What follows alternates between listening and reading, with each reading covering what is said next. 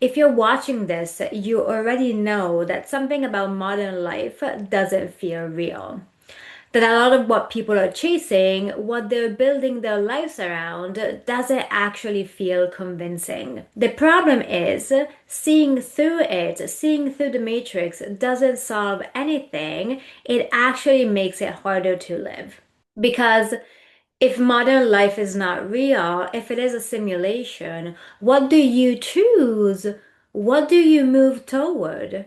How do you actually build a life that feels meaningful? Ultimately, the question is, how do you become successful inside a system that feels fake?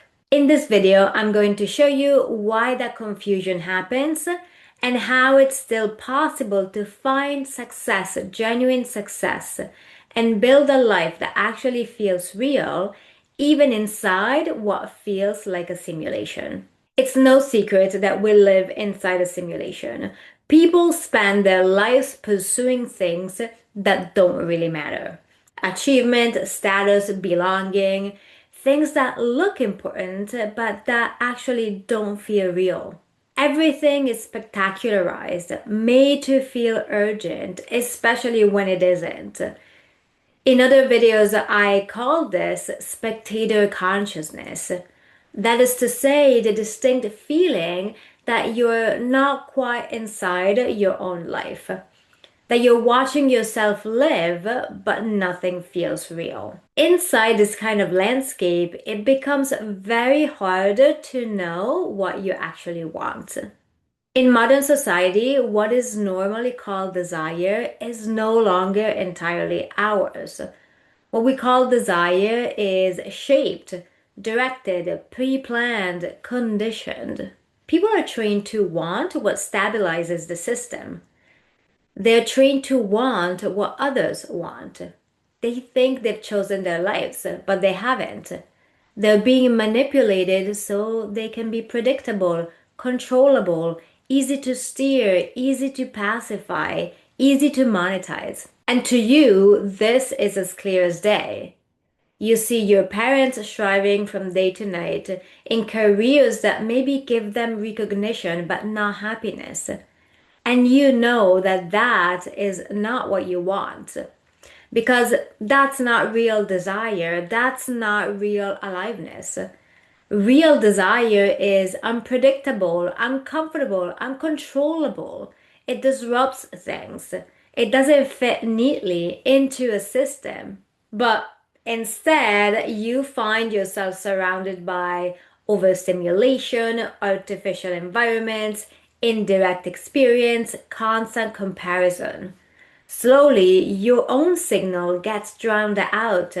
You cannot tell what's yours anymore. And so maybe rightfully you choose to withdraw instead. Because in your life and in the media, in popular culture, there are no examples of what alive success actually looks like. Once you see this dynamic, you can't really unsee it. But then a new problem appears. What do you actually do with this awareness? Because if none of what we call reality feels real, participating in it starts to feel really dishonest, something you don't have energy for. So the most natural response is to withdraw. Withdrawal becomes a form of resistance, a sort of quiet rebellion. You stop engaging, you stay inside, you spend your time in controlled environments, video games, content, your own thoughts. You step back from people, from systems, from anything that feels constructed. Because living in isolation starts to feel more true than choosing something that feels fake, especially when everyone around you insists that this is real and you know it isn't. But obviously, knowing that doesn't feel like success either. That's disengagement, conscious disengagement, but still not real. That was how I spent most of my teenage years, from 9 to about 18 years old, by myself playing video games, reading, daydreaming. eating more than I needed to, trying to compensate for something that was missing, but that I couldn't name. People called me lazy, sluggish, unproductive. They took me to dietitians because they thought my weight was the problem. Everyone around me was rushing somewhere, and I kept asking myself, for what? But I didn't have any role models of what authentic success could look like, even inside a simulation. It's easy to become nihilistic, to withdraw from life, to decide that a good life is not available to you. That's exactly what I thought as a teenager. But that's not actually what's happening. You haven't withdrawn from life because you don't care, even though it might seem that way. You've withdrawn because what's in front of you doesn't feel real enough to commit to. Withdrawal is an act of integrity, but it causes you to become the loner, the lazy one, the one who's not doing anything. I was all of those things.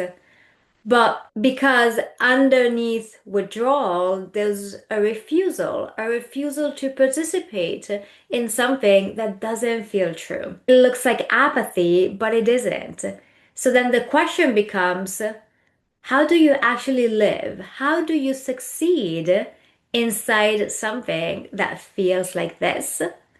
Because withdrawing isn't enough. Seeing through it isn't enough. Knowing the truth isn't enough. You still have to live. You still have to choose something. You still have to give life a real chance. And when I say succeed, I don't mean dominating anything or outperforming other people or becoming alpha. I mean something much more basic. Having a life that actually feels real to you. A life that has dignity. A life that also includes normal, healthy things that make you feel good.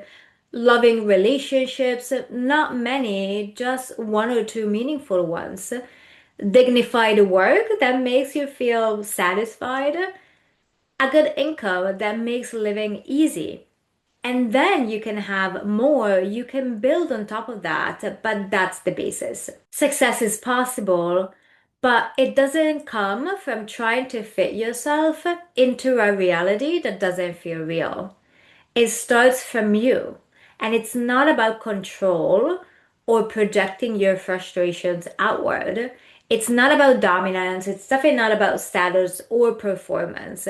It's not even about accumulating wealth, even though money can be a useful tool.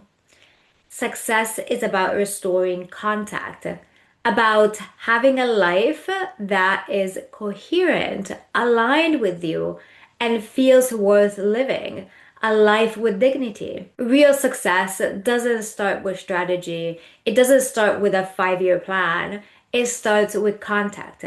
Because when you're not in contact with your own life, like the raw material of your own life, you cannot orient yourself inside of it. You cannot find what's truly yours. And when I say life, I mean something truly basic beyond the simulation, what Deleuze called pure life. You can think all you want, you can analyze, you can plan, you can strategize about your purpose, but nothing fully lands because real contact, aliveness is much more immediate than that. It's not mental, it's sensation, it's being present, it's letting something actually affect you. Letting a song land, feeling the sun on your skin, taking a few real breaths, being somewhere without distractions, allowing yourself time to respond. These are very simple things, but most people don't know how to access them. They build busy lives that don't feel real and call that success. When contact returns, even briefly, you begin to touch something real. And from that, something starts to clarify. You begin to understand what actually feels good to you. If you prefer the sauna or the cold plunge, the morning light, or the quiet anonymity of the night. That's how real orientation begins. From that contact, that faint sense of aliveness, something else begins to return.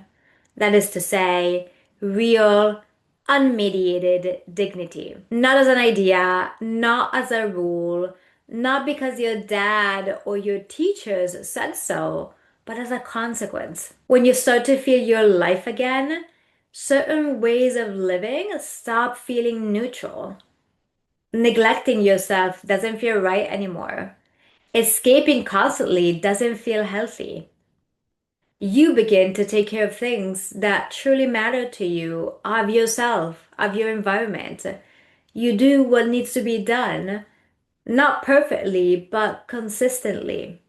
You stop betraying what you know is true. You stop neglecting the things that matter. You take responsibility. You choose hard things because you know they forge your character. And your life starts to take on a different quality, not because you forced it, but because you're no longer disconnected from it. You don't fix your life by forcing direction. You fix it by restoring contact and living from that place. That's real success. Hey, thank you for watching. If what I'm sharing resonates with you, make sure you hit subscribe to be notified when new videos are released. And if you want to go deeper, I share longer reflections, frameworks, and updates in my newsletter. The link is below. This channel is a growing body of work about restoring aliveness in a world that quietly trains you to live at a distance from your own life.